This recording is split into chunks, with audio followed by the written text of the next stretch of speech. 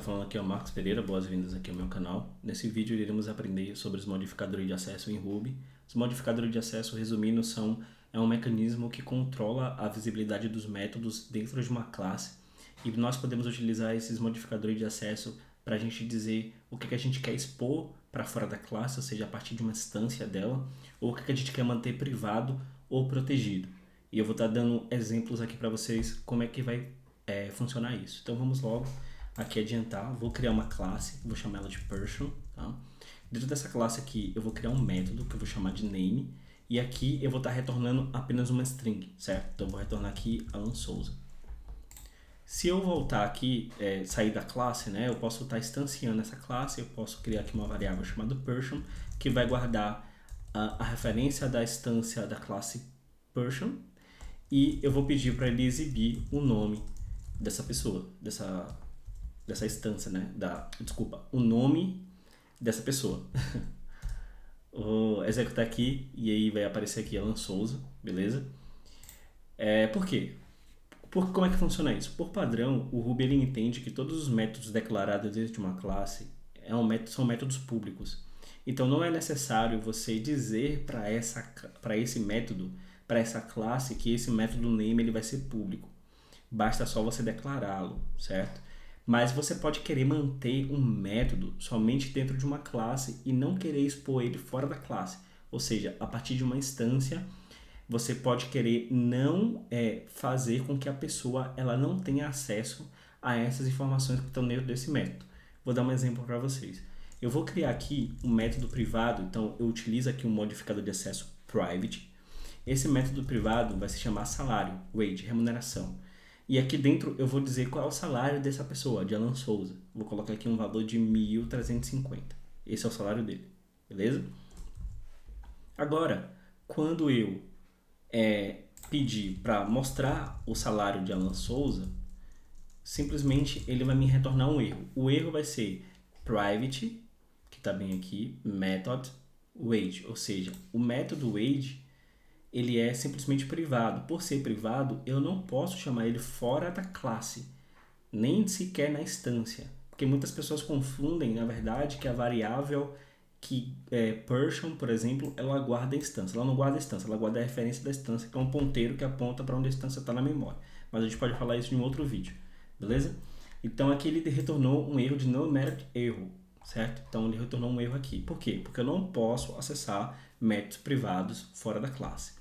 Agora a gente vai ver os métodos protegidos, que são os protected, certo?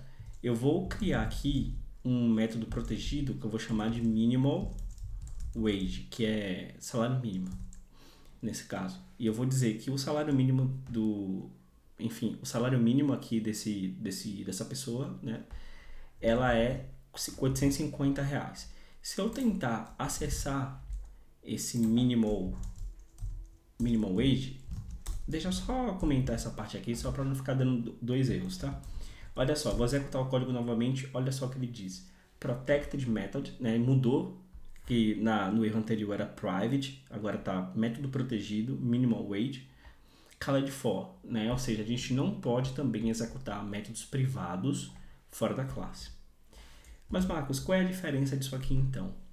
Métodos públicos, nós podemos estar utilizando esses métodos tanto dentro da classe como fora dela, então a gente pode estar fazendo a leitura desse método aqui na instância, né? A partir do momento que a gente instancia a classe, a gente pode estar chamando o método público e ele vai trazer a informação que está dentro dele, e os métodos privados a gente só pode estar manipulando eles dentro da classe.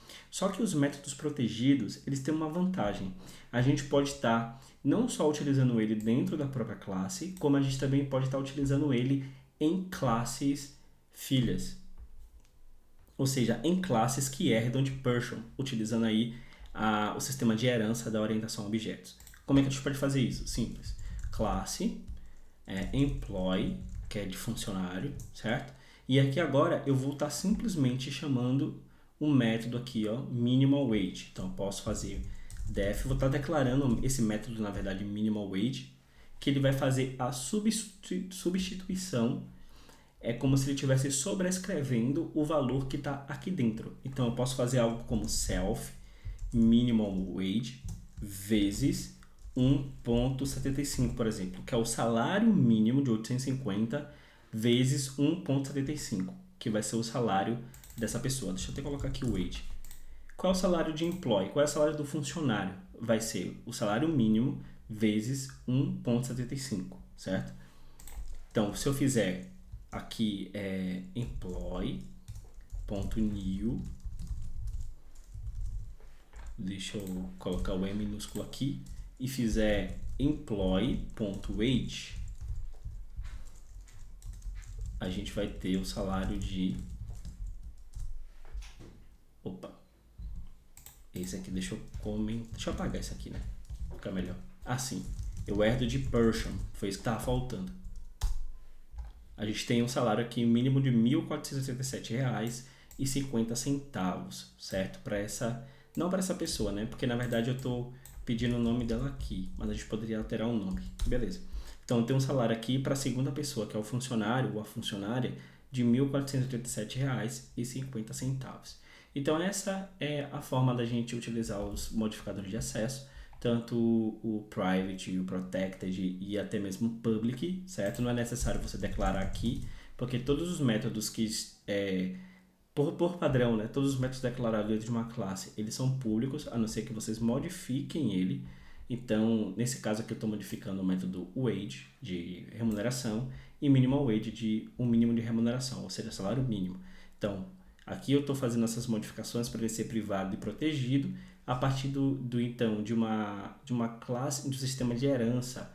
A classe que herda de Persian, que nesse caso é employee, ela pode estar acessando o método minimal wage, e eu posso estar fazendo a multiplicação desse valor vezes o valor que eu quero, que nesse caso foi 1,75, que deu aí o valor de R$ 1.487,50, e a gente pode também estar pegando esse valor através do método que foi declarado dentro de employee. Espero que vocês tenham gostado. Fique com Deus e até a próxima.